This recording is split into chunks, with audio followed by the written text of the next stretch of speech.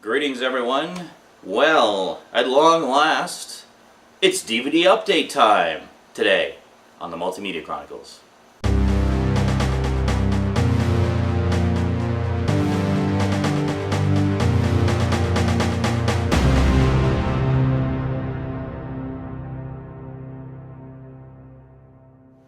Welcome back.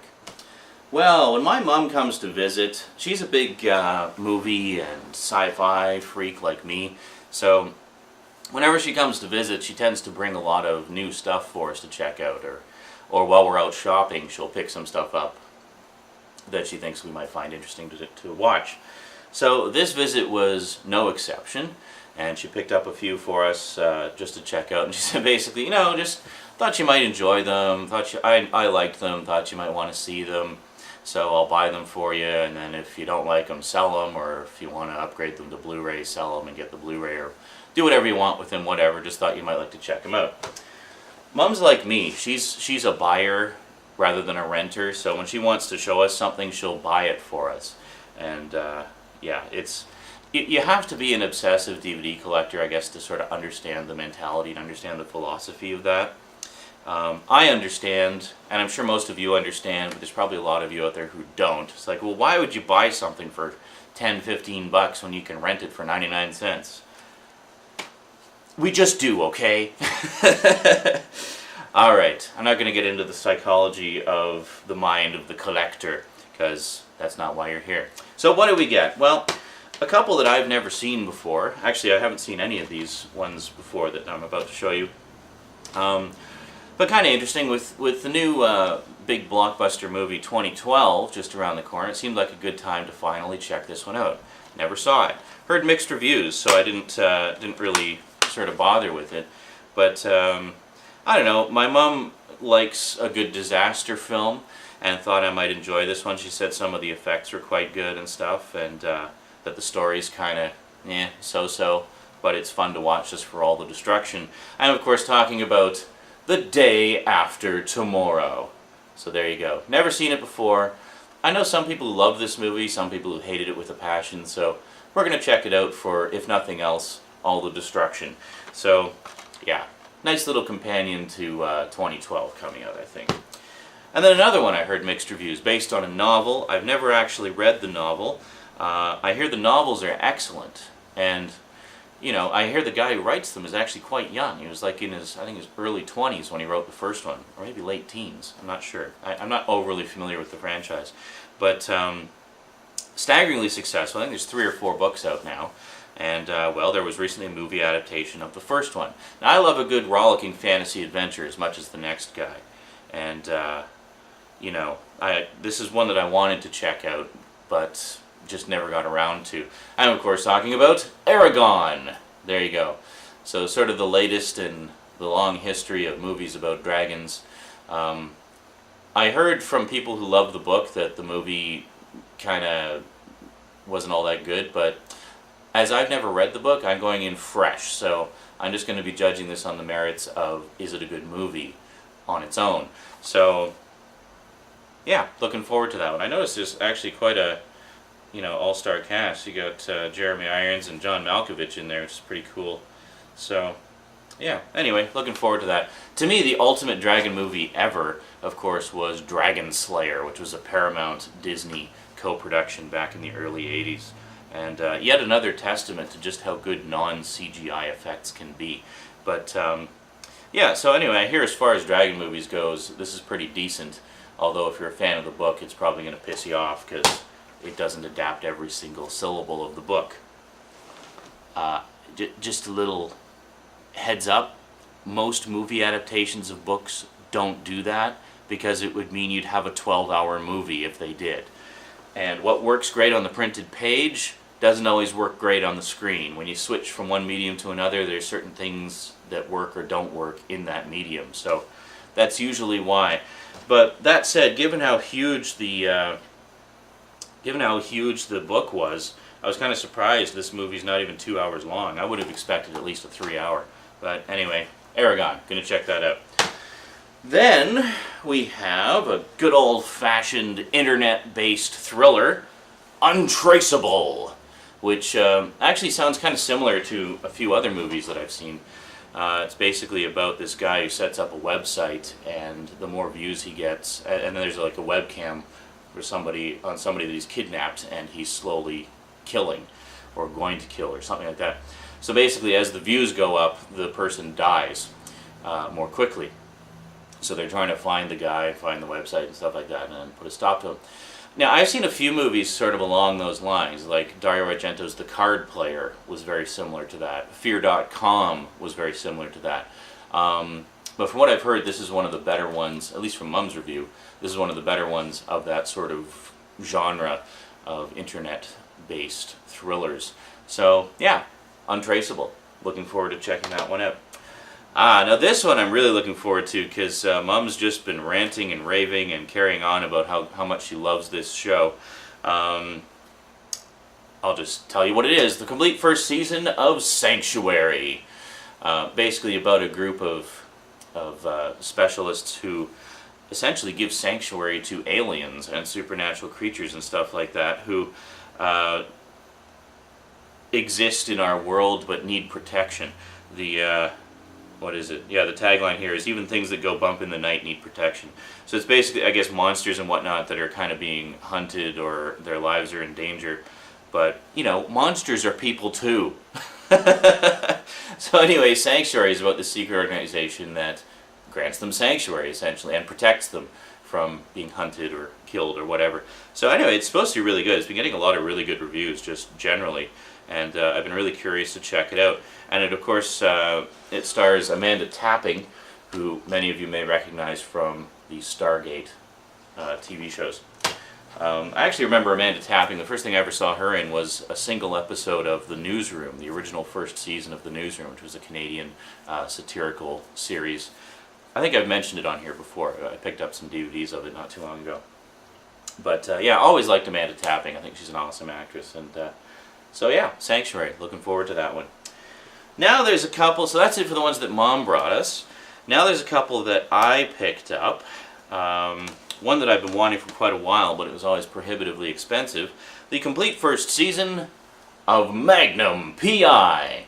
Picked this one up in a bargain bin for 20 bucks. Normally goes for about 50 or 60, so couldn't pass that up.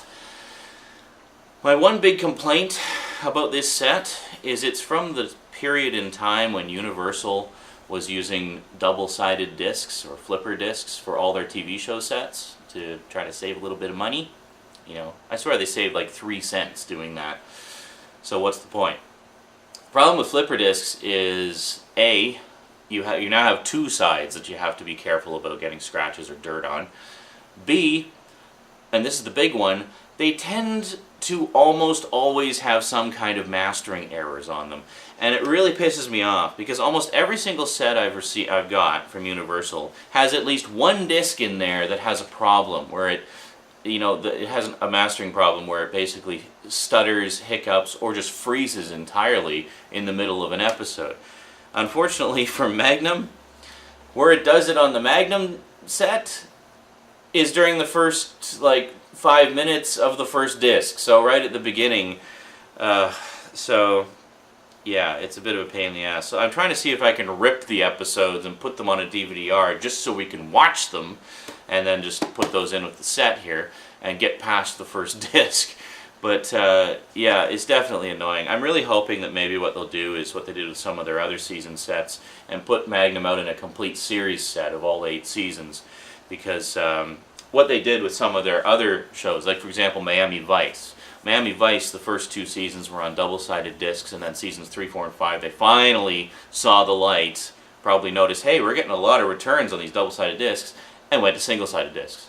So then when they did the complete series set of Miami Vice, rather than just repackaging the existing seasons, they actually redid or reauthored seasons 1 and 2 on single-sided discs. So that's a reason to get the complete series set over the individual season sets. Same thing for Knight Rider, actually. Knight Rider was another one. All 4 seasons were on double-sided discs. I had the first season, and yes, it had problems. I also had the first 2 seasons of Miami Vice, and yes, it had problems. yeah, pretty much every single set I've got of Universal that's on double-sided discs has problems of some kind. And I can't believe that they let that go through quality control as long as they did before they finally wised up and switched back to single-sided discs. So Knight Rider, all 4 seasons were on double-sided discs, but then when they put out the complete series set, they redid all the discs as single-sided. So Knight Rider, the one to get is the complete series set. Okay, last DVD. Yeah, so anyway, double-sided discs, bad.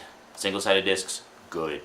The final one I got, this is a Canadian exclusive release that I've had my eye on since I first heard about it, and finally got it. You know I'm a big X-Men fan. Well, and I've always gone off about how good the 90s X-Men series was. And for a long time it was considered by fans to be the definitive animated adaptation, because it was the one that stuck closest to the comics. Well, there's a new kid on the block. I'm of course talking about Wolverine and the X-Men. Now this is the complete first season. It's, as I say, a Canadian release, and it's in a steelbook. So check this out. We got the complete first season on 5 discs in this beautiful steelbook. So there you go. Apparently in the US it's only being released in volumes. I'm sure in the US they'll put out a complete season set at some point, but haha, we got it first. Anyway, those of you who are curious about can I play a Canadian release on my DVD player, if you're in the US, yes, you definitely can, because the US and Canada use the same video standard and the same region, so we're all Region 1, we're all one big happy Region 1 family. So you can get this as an import pretty easily and play it on your Region 1 US player. But yeah, a lot of my friends who are hardcore X-Men fans have just been raving about this show and saying, dude, you gotta check this out. This is like the best X-Men show since the 90s one. And I had seen, I think, the first episode when it originally aired, and I thought it was pretty good from what I saw. So I've been wanting to see the rest of it. And this comes, these rave reviews come from friends of mine who are very hardcore X-Men fans. Hi, Decadent 7. And who are very critical of any adaptation of their beloved X-Men. And so if a show gets their approval, I know that it's worth checking out, because if you please the hardcore fans, you know that it's going to be something that's going to make you happy. So yeah, from what I've seen, it seems to borrow a few elements from the movies, but for the most part is built around the comic book universe, which is great. So really looking forward to that. 26 episodes of X-Men goodness. Oh, and by the way, the actual show is 16:9, so this is actually the widescreen 16:9 edition. I don't know that it's broadcast in 16:9. I honestly don't remember. But anyway, the DVDs are 16:9, so it is the correct widescreen aspect ratio. And yeah, so looking forward to checking that out. Alright, that's it for the DVD updates. I will see you guys again on Thursday when we talk about the Blu-ray updates. Oh yeah, there's more. But I wanted to keep them separate, just, I don't know, for the sake of organizing, keeping everything organized. And I know some of you were still anti-Blu-ray, so I figured you wouldn't want to sit through me babbling about Blu-rays just to get to the DVD stuff you want to hear about. So, and vice versa. So there you go. Anyway, that's it from me to you for now. So until next time, sayonara.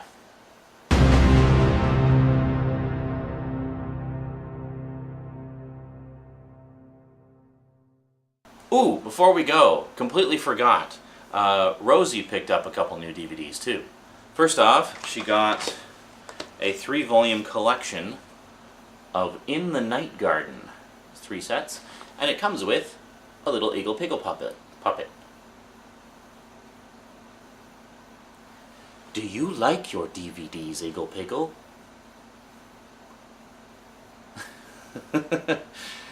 Okay, go away, Eagle Pickle.